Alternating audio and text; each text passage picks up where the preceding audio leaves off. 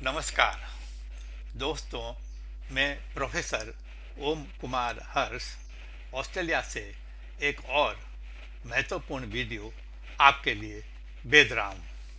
साथियों, इस वीडियो का विषय है सूर्य का सांस्कृतिक, वैज्ञानिक, दार्शनिक और ज्योतिषीय परंपराओं में क्या महत्व है। साथियों, जैसा कि हम जानते हैं कि सूरज हमारे सोलर सिस्टम के सेंटर में एक पीला मोना तारा माना जा सकता है। सूर्य लगभग 4.6 अरब बिलियन साल पुराना है। इसमें सोलर सिस्टम का जो कुल जो द्रव्यमान है यानी हिस्सा है वो 99.8% है। सूरज की शक्तिशाली जो ग्रेविटी का पावर है वो पृथ्वी और उसके दूसरे ग्रहों को बांधने में सहारा देती है, जिससे हमारा मौसम और समुद्री लहरें चला करती है।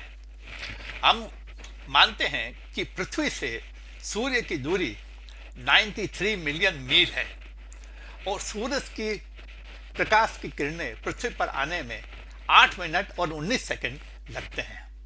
हम ये भी मानते हैं कि सूर्य का जो कोर है यानी सेंटर में जो टेम्परेचर है वो लगभग 15 मिलियन डिग्री सेल्सियस है और जिसमें ज़्यादातर हाइड्रोजन और हीलियम माना जाता है।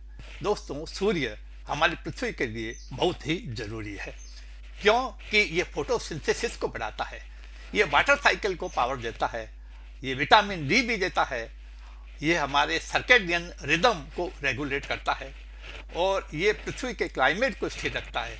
और यही नहीं, ये पृथ्वी पर जो बैक्टीरिया और पैथोजन है उसको भी कंट्रोल करता है।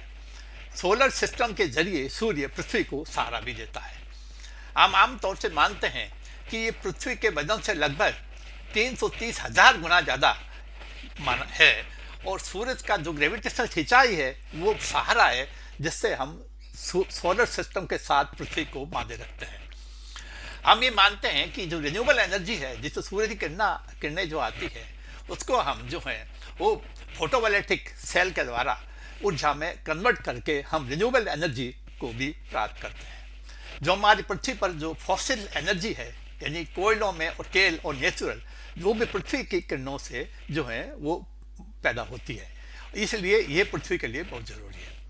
नाउ अब हम आते हैं कि भारतीय परंपरा में इसका क्या महत्व है। दोस्तों, सूर्य जिसे भारतीय परंपरा में सूर्य के नाम से माना जाता है, ये प्रकृति, आध्यात्मिकता और ब्रह्मांडीय संरचना का एक मानवीय समझ में एक अद्वितीय महत्व का स्थान रखता है। भारतीय चिंतन में सूर्य को एक श्रद्धा और अद्वितीय गहराई प्राप्त करता है। यह सूर्य को न केवल एक खगोलीय पिंड के रूप में मनाया जाता है बल्कि सूर्य को प्रत्यक्ष ब्रह्म के रूप में भी माना जाता है। हिंदू लोग मानते हैं कि ईश्वर का एकमात्र रूप जो सीधे मानव आंखों के लिए जो है उजागर है।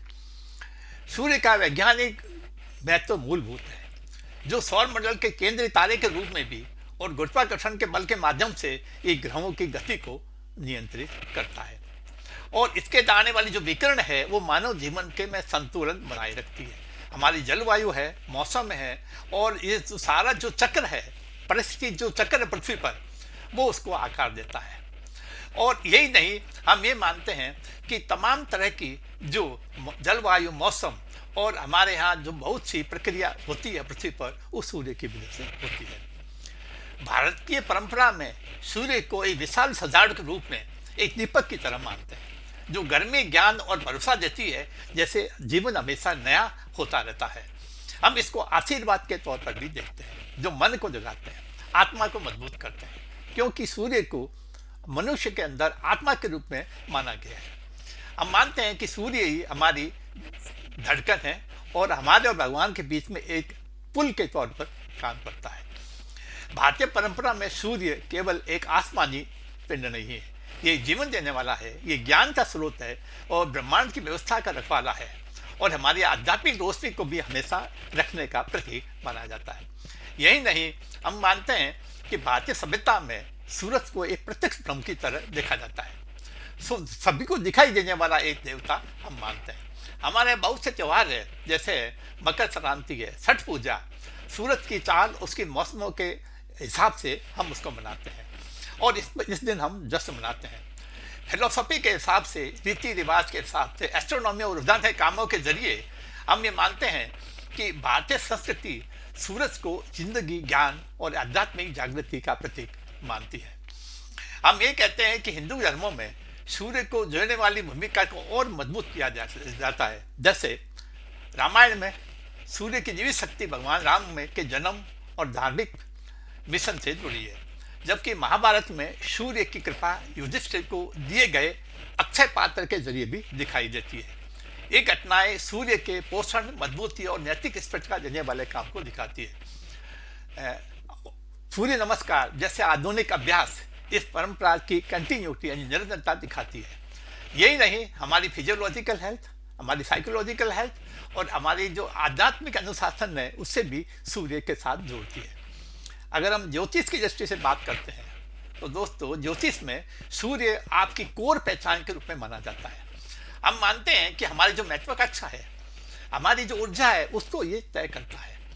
आपकी जन्म कुंडली में सूर्य को एक हीरो के रूप में माना जाता है। ज्योतिष में सूर्य का ग्रह का विशेष महत्व है और हिंदू धर्म में सूर्य को देवता का स्वरूप मानकर इसकी आराधना भी की जाती है। इस धरती पर ऊर्जा का सबसे बड़ा नेचुरल यानी प्राकृतिक स्रोत है और वैदिक ज्योतिष के अनुसार सूर्य को तारों का जनक भी माना जाता है। हम ये भी मानते हैं कि सौर मंडल के इस केंद्र में स्थित है। यद्यपि खगोलीय दृष्टि से सूर्य एक तारा है, लेकिन वैदिक ज्योतिष में ये एक महत्वपूर्ण और प्रमुख ग्रह है और जन्म कुंडली में के अध्ययन से सूर्य की भूमिका बड़ी अहम होती है।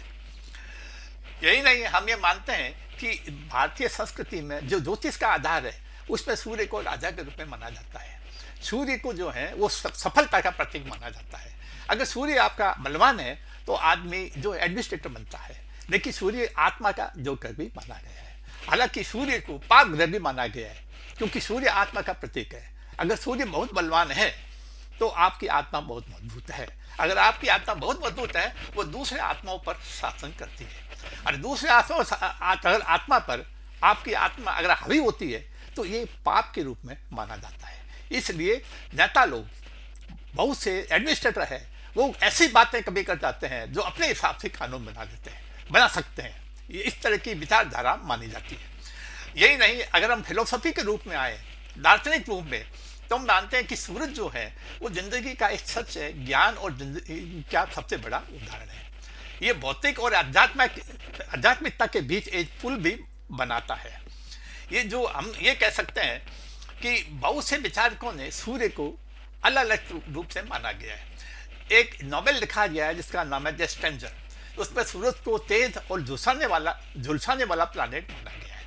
ये भी माना जाता है कि नीत्शे के दार्शनिक ने इस सूरज को एक महान आत्मा और अब एक ऐसी ऊर्जा के रूप में माना गया है जिससे आप एक उम्मीद कर सकते हैं। यही नहीं, हम ये कहते हैं कि अगर कुल मिला के हम बात करें तो भारतीय दर्शन के जो प्रमुख ग्रंथ हैं उसमें सूर्य की अवधारणा बड़ी स्पष्ट है।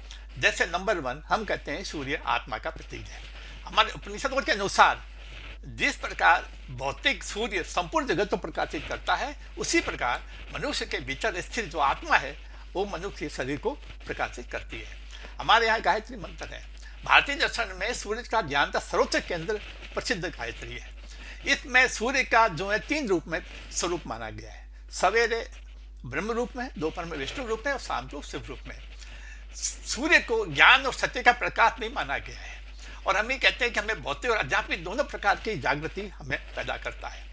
हमारे यहाँ योग और जो सूर्य नमस्कार है ये हमारे योग दर्शन का एक महत्वपूर्ण पार्ट है और ये जीवन की शरीर की शक्ति को कंट्रोल करता है। जो सूर्य नमस्कार अभ्यास है उस सूर्य में ये हमारी नाड़ी को जागृत करता है और हमारी शरीर की पूरी शक्ति को संतुलित करता है। तो हम ये कह सकते हैं कि भारतीय संस्कृति में सूर्य का बड़ा महत्वपूर्ण स्थान है और हम यही नहीं, हम सूर्य के अलग अलग स्वरूप हैं। सवेरे, दोपहर और शाम को सूर्य के ब्रह्मा, विष्णु और शिव रूप में देखते हैं। हम ये समझते हैं कि ब्रह्मा जो है वो हमारी पृथ्वी को जो है उसने पैदा किया है, विष्णु उसको चला रहा है और शिव जो है उसका जो है वो फाइनल डेस्टिनेस है, यानी कि जिसको हम कह सकते हैं कि शिव जो है वो डिस्ट्रॉयर है। तो इन रूप में अगर सूर्य की पूजा हमारे हिंदू ग्रंथों में मानी जाती है, और हम ये समझते हैं कि सूर्य का जो स्थान है वो इतना ज़्यादा महत्वपूर्ण है आध्यात्मिक दृष्टि से भी, और वेस्टर्न साइंस की दृष्टि से भी, और फिलोसफी दृष्टि से भी। तो हम इस वीडियो में सभी बातें नहीं बता सकते। हम समझते हैं कि इसके लिए एक और वीडियो की आवश्यकता होगी। तब तक मेरा इंतजार कीजिए। हो सकता है दोस्तों आपके पसंद आए। आपकी जो तमाम कमेंट्स हैं उसके लिए मेरा इंतजार रहेगा। नमस्कार, नमस्कार।